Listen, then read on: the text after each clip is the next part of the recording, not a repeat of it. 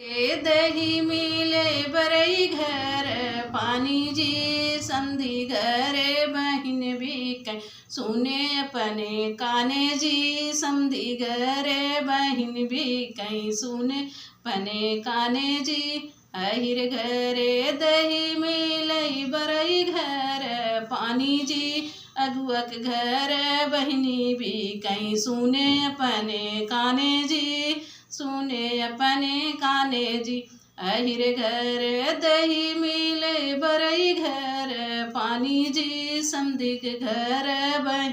भी कहीं सुने अपने काने जी समधी के घर बहन भी कहीं सुने अपने काने जी समधी के घर